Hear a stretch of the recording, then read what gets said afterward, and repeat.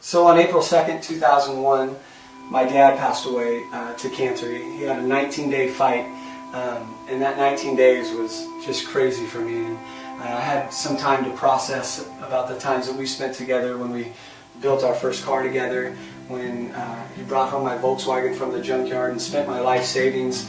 And I was like, oh, why a Volkswagen, you know? And we had some of our best times wrenching on that thing, and I never realized the impact that those late nights and Saturdays and Sundays would have on my life, and what automobiles and vintage cars would mean to me and the place that they hold in my heart. When I lost him, I would spend a lot of time in the garage, because that was kind of his hangout with him and his buddies, and times where I spent as a little kid and like a bouncer watching him work on his car, And I just couldn't bring myself to drive his hot rod. I felt like there was always a lock on the door that no one had the key to, and if he wasn't home, no one was getting in there. It's like the king's palace, and so one day I had enough courage, and I took it for a drive, and it was the first time I'd ever driven the car. I drove next to him a lot in the passenger seat, but never drove the car.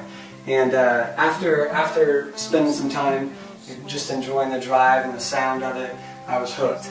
And I realized that there was something different about hot rodding and what it meant in my life. And he was a part of a local club called the Pandraggers here in Fresno, and his legacy was strong for the first few years, but I'm not going to lie, I could see it fading away.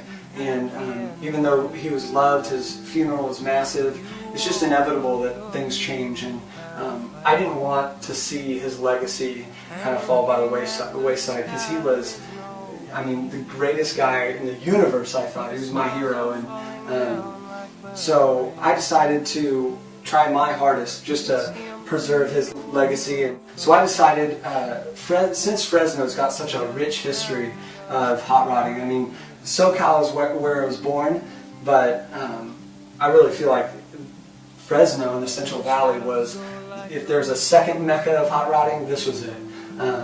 The stories that I hear every day from people that are 60 and older, they just light up when they talk about the old drive-ins and the diners and cruising Maine, and the friends that they met, and their first 3 wives that they met cruising, the mystique of the Fresno hot rod culture has really come to a halt, and it's slowed down. And even though clubs are still putting on events, it was very segregated, and I didn't like that. My dad was a very sociable person. If it was the Cam Twisters here, and the Nomads, and Hot Rods of Fresno, and the Pandraggers, and the Vapor Trailers, he wanted to be able to socialize with all of them. And I'm the same way. And I wanted to try to create something like Hot Rod Coalition, where all these different clubs could unite and feel comfortable together and enjoy their time together. And it struck me a couple of years ago when I went to a funeral. There was over 400 hot rods at this funeral, and over 1,000 people. And I hadn't seen these people, most of them, since my dad passed away. And somebody said something that really struck a chord with me, and they said, the best hot rod shows are at funerals. And I said, that's horrible. People are in bad spirits, and you might glance at a car on your way out, but no one gets to enjoy the hot rods like they used to.